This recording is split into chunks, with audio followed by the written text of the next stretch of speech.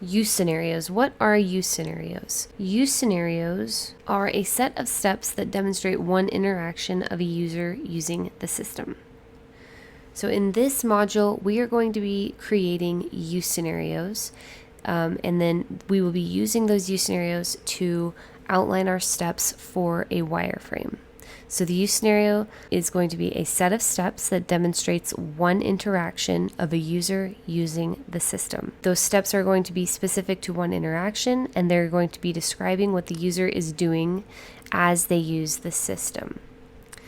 Let me jump over to a use scenario so you can see what I'm talking about. If I look here at the hotel booking system, I have the first section of the product backlog created for use scenarios. So looking at the title, it says customer signs up for an account. So if I pull up the product backlog, and actually I'm going to pull up user stories because the user stories have all of our features and functionalities written out in units of work here. It says, as a site visitor, I want to be able to sign up for an account so that I can reserve a hotel room for myself. When a customer clicks sign up, they are prompted to fill out a form with the information about themselves, and it has the information. So we want to create a use scenario that encompasses that feature. So if I come over here, we have customer signs up for an account. And so here are a set of steps in which we walk the user through creating an account.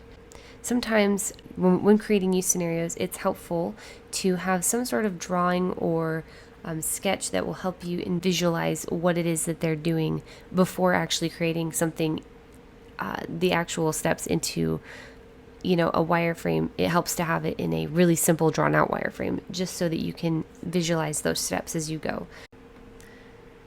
So I have drawn here a box, and this is going to represent the overall screen for the wireframe, or this really low fidelity wireframe, so that we can have something to look at, right? So this is going to represent the screen of the computer, and then you see up in the corner here I have a sign up button that I'd want them to create, or that I would want them to push. And so the story that the scenario that we have here is the customer signs up for an account. So let's let me pull this over here and let's read this. So it says, customer signs up for an account. Scenario begins on home page. Customer clicks sign up. So we have our sign up button. Customer sees sign up form. Okay, so what's the sign up form? So we would have some sort of sign up form here. I'm going to do this. This can be really rough. It doesn't have to be super nice, right? This is just to help us visualize. So it's my sign up form. And now we need to have all of our information. So let's pull this user story over here as well. Okay, it says, as a site visitor, I want to be able to sign up for an account so that I can reserve a hotel room. When a customer clicks sign up, they're prompted to fill out the form with the information about themselves. So first and last name, email, username, password, and payment method. So now we would need all of those forms. So I'm just going to say F name, L name, email. What else was there? This is why you have that document, right? So what else was there? There was email, username, password, and payment method. Email, username.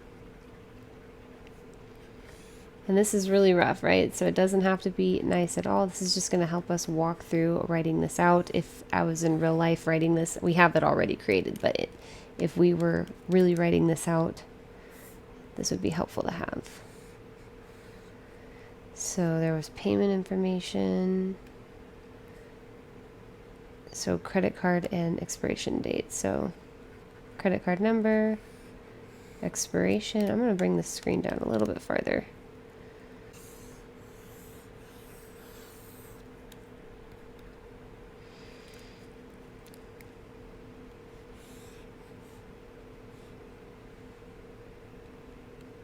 That's my expiration date.